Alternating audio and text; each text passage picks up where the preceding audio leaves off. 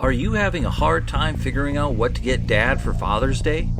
You should check out Row 1 Brand's Vintage Pictorum Gallery. They have America's best sports art. With over 7,200 historic sports prints, you're assured to find something unique for Dad this Father's Day. Instead of a boring old tie, get him a historic baseball photo taken by Henry High Sandom at the historic Polo Grounds Stadium in New York City during the 1894 Temple Cup. Or, if he's an NFL buff, check out the 1963 vintage NFL poster. These are so good looking that you'll be amazed how they turn out. Shop now at sportshistorynetwork.com/row1 and save 15% off your order. This podcast is part of the Sports History Network, your headquarters for the yesteryear of your favorite sport. You can learn more at sportshistorynetwork.com. Hi, folks. Welcome to Pro Football in the 1970s. I'm your host, Joe Zagorski. This episode is about New York versus New York in New Haven in 1974. Now, during the 1974 NFL season, pro football fans in New York suffered. I mean, they really suffered. Both the Jets and the Giants were having horrible seasons as they entered Week 9, and both teams were being dealt with more than their fair share of problems, injuries, and ineptness. The Giants could claim only 2 wins at this stage of the year, while the Jets could only collect 1 victory. On November the 10th, 1974, the Jets would meet the Giants at the Yale Bowl in New Haven, Connecticut, in what was deemed as the Battle of New York. Well, the Giants were playing their home games that year at the Yale Bowl while they waited for Giant Stadium in the New Jersey Meadowlands, or swamplands if you will, to be built. Now, bragging rights were at stake in this contest, and just like in any other high-pitched rivalry, one seems to throw out the records and statistics.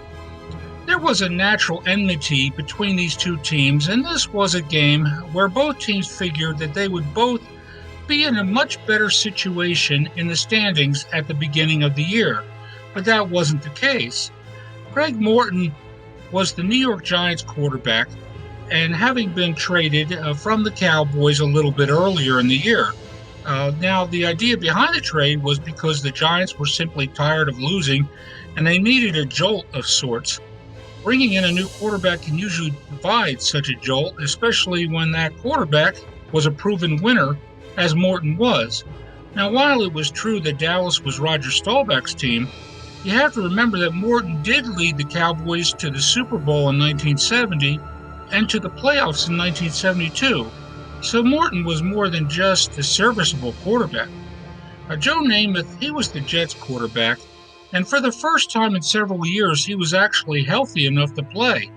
He had endured some pretty debilitating knee injuries after his epic Super Bowl III victory in 1968. But his arm was still a rocket, and Morton's arm was strong too. The winner of this New York versus New York game could change the course of their team's 1974 season. Now, this Jets-Giants game would turn out to be historic.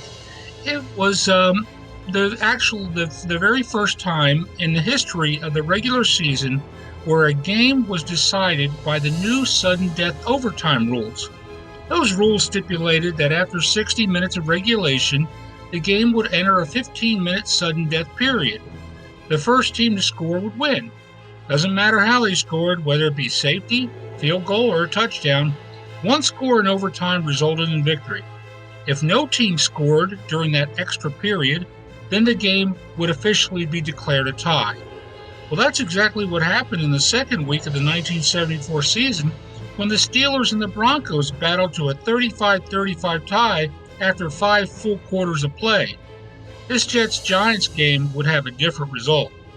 Now, neither the Jets or the Giants had shown an ability to play good defense in 1974, so it figured that both offenses would probably be able to move the ball. Well, that's exactly what happened. And it was a pretty even matchup, at least as far as the statistics were concerned. Joe Namath threw for 236 yards in the game, and Morton threw for 237 yards. Both quarterbacks tossed 2 touchdown passes, and neither quarterback threw an interception. Moreover, neither team fumbled the ball all game long. For two teams that have been playing subpar football during the first couple of months of the season, this particular Jets-Giants game was practically a perfect game for both teams. There were only 3 penalties for a grand total of 20 yards between the two teams all game long. And what separated the Jets and the Giants was the running game and the field goals that were made. Rookie Jets running back Bob Burns managed to account for 101 ground yards, most of which came on draw plays. All told, the Jets accrued 189 ground yards compared to 124 rushing yards for the Giants. On special teams, which often provides the key to victory or defeat in the sport of football, Jets place kicker Pat Leahy made 2 out of his 3 field goal attempts.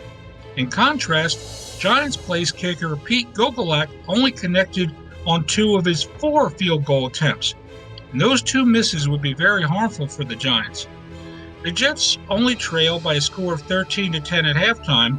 The Giants increased their lead to 20-13 by the end of the third quarter, thanks to a 12-yard scoring pass from Morton to journeyman wide receiver Bob Grimm.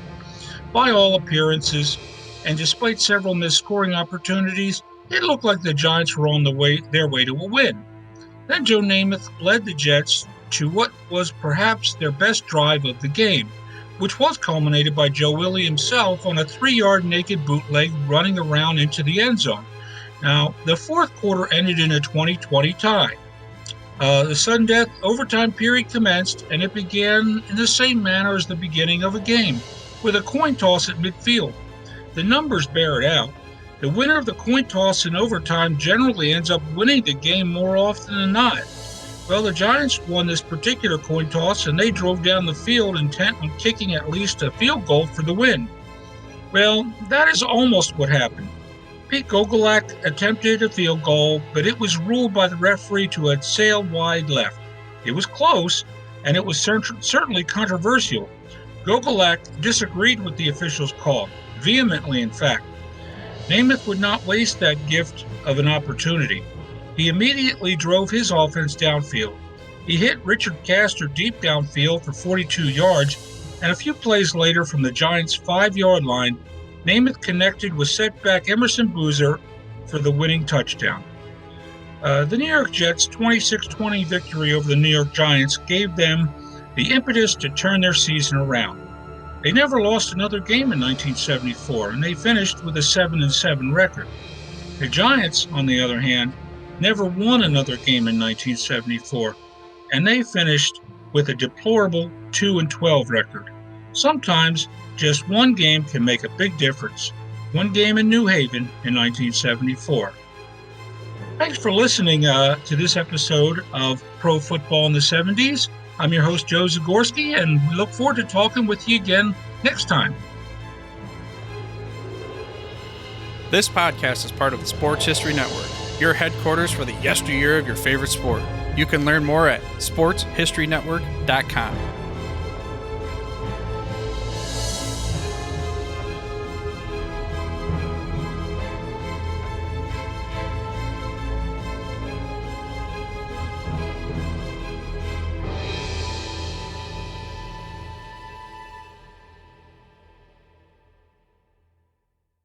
We here at the Sports History Network proudly partner with 26 podcasts, all revolving around the history of sports. But did you know that many of our hosts were sports history authors way before they started their shows? It's true. We've got Joe Ziemba, host of When Football Was Football, Joe Zagorski, host of Pro Football in the 1970s, Mark Morthier, host of Yesterday's Sports, Tommy Phillips, host of Lombardi Memories, and Scott Adamson, co-host of From the 55-Yard Line. All these authors have many books for you to choose from. To check them out, go to our website at sportshistorynetwork.com/sportshistorybooks. Pick up your copy today. Soundtrack provided by Kevin MacLeod of filmmusic.io.